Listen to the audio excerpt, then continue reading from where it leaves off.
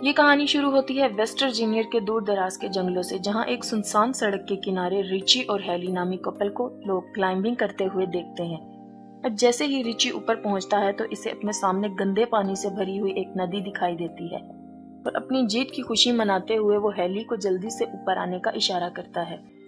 अब हम हेली को देखते हैं जिसका पाँव ऊपर चढ़ने के दौरान फिसल जाता है और वो हवा में लटक जाती है, लेकिन खुद को संभालते हुए वो एक बार फिर से चढ़ने की कोशिश करती है, जहां इस बार वो रिची को मदद के लिए पुकारती है। लेकिन रिची को सामने ना देखकर वो परेशान हो जाती है कि अचानक अपने चेहरे पर खून के कुछ कतरे गिरते देखकर वो हैरान रह जाती है। तो इसकी नजर रिची पर जाती है जिसे कोई उठाकर नीचे फेंक देता है।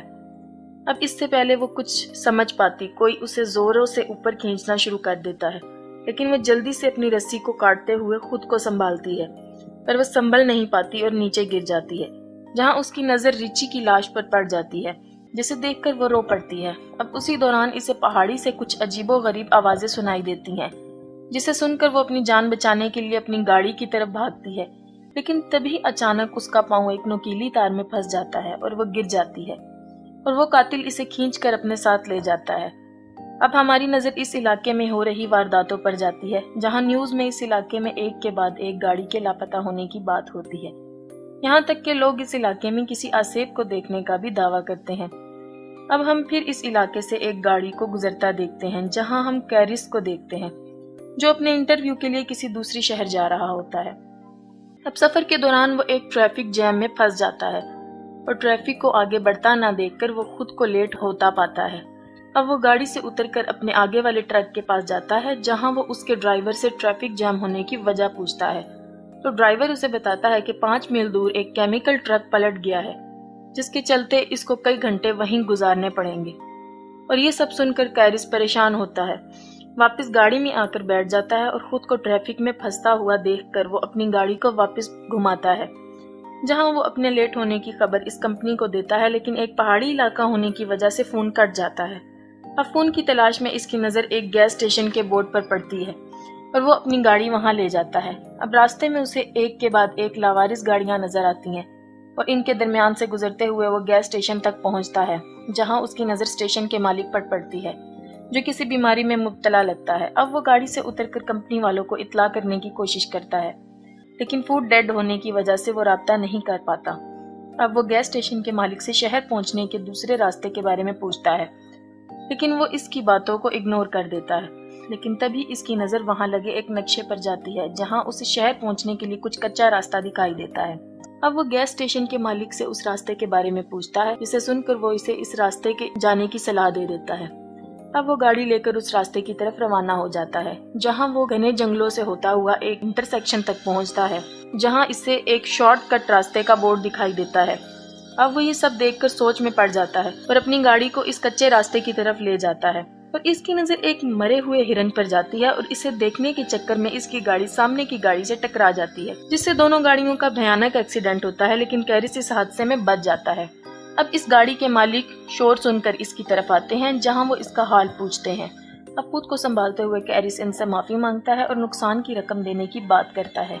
साथ ही वो इनसे बीच सड़क में गाड़ी खड़ी करने की वजह पूछता है, जहां फ्रांसिन उसे बताती है कि सड़क पर किसी ने कंटीली तार बिछा रखी थी, जिसकी वजह से इनकी गाड़ी का एक टायर फट गया है। अब इनकी एक सहेली पिछले गैस स्टेशन पर जाके कॉल करने का कहती है, लेकिन कैरिस इन्हें वहां जाने से मना करता है और सभी अकेले चलने का फैसला करते हैं। लेकिन इवान और फ्रांसिन गाड़ियों की देखभाल करने के लिए पीछे ही रुक जाते हैं। अब रास्ते के दौरान उनकी नजर सड़क पर मरे एक नेवले पर जाती है, जिसे देखने से लगता है कि किसी ने दरमियान से ही इसको फाड़ कर फेंक दिया हो। थोड़ी दूर जाकर इन्हें जंगलों में गाड़ियों के कुछ जलते हुए टायर दिखाई देते हैं, जिसे देखकर उसे खतरे का अंदेशा होता है और वो सबको आगे बढ़ते रहने का कहता है। वहीं फ्रांसिन और हम एवान को देखते हैं, जिन्हें पास की झाड़ियों से कुछ हलचल महसूस होती है और वो इस जगह को देखते जाता है। और फ्रांसिन इसे वहां ना पाकर परेशान हो जाती है और इसे ढूंढने इसके पीछे जाती है, और जहां चलते चलते उसकी नजर इवान के एक जूते पर पड़ती है और वो जैसे ही वो इसके नजदीक पहुंचती है तो इवान कटा हुआ कान दिखाई देता है और वो इसे देखकर रोने लग जाती है कि तभी वो शख्स इस पर पीछे से हमला करते हुए इसे मौत की घाट उतार देता है। वहीं बाकी लोगों को हम रोड के आखिर में देखते हैं, लेकिन चारों मदद के लिए निकल पड़ते हैं। चलते चलते इनकी नजर एक घर पर जाती है। अब वो मदद मांगने के लिए घर की तरफ जाते हैं, कैरिस ढेर सारी गाड़ियों को देखकर परेशान हो जाता है और मदद मांगने के लिए घर का दरवाजा खटखटाता है। जल्द ही इनको पता चलता है कि इस घर में कोई नहीं है। अब वो सब कॉल करने के लिए घर के अंदर आते हैं, जहां इनकी नजर खाने के टेबल पर जाती है, जिसे देखकर लगता है कि बरसों से इस घर में सफाई नहीं हुई। और दूसरी तरफ चश्मे और गाड़ियों की चाबियां मिलती हैं। अब जैसे ही वो फ्रिज को खोलता है, इसके होश उड़ जाते हैं। हम फ्रिज में ढेर सारे इंसानी अज़ा को देखते हैं और जैसी को भी एक कमरे में वही कंटीली तार दिखाई देती है जिसने इसकी गाड़ी का एक टायर को फाड़ा था। अब ये सब देखकर चारों वहां से भागने लगते हैं कि तभी कैरिस की नजर खिड़की से बाहर जाती है, जहां इसे एक गाड़ी इनकी गाड़ियों के साथ वहां आते हुए दिखाई देती है। अब चारों घर के पिछले दरवाजे की तरफ भागते हैं, लेकिन दरवाजा बंद होने की वजह से चारों बहुत खौफजदा हो जाते हैं।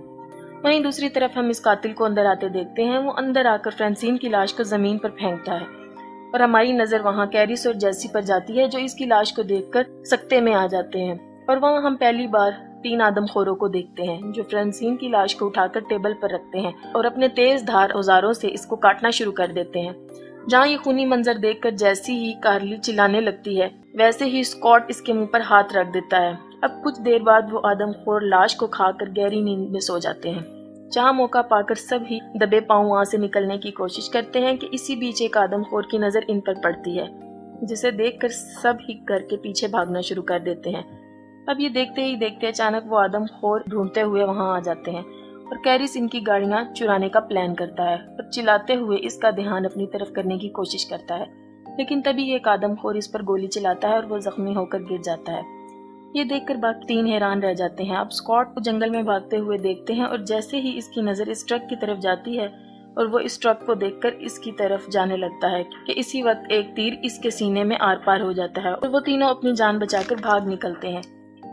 जहाँ कुछ दूर जाकर इनका ट्रक कीचड़ में फंस जाता है और इन सबको वो ट्रक वहीं छोड़ना पड़ता है। तीनों अपनी जान बचाते हुए जंगल से सड़क की तरफ निकल पड़ते हैं।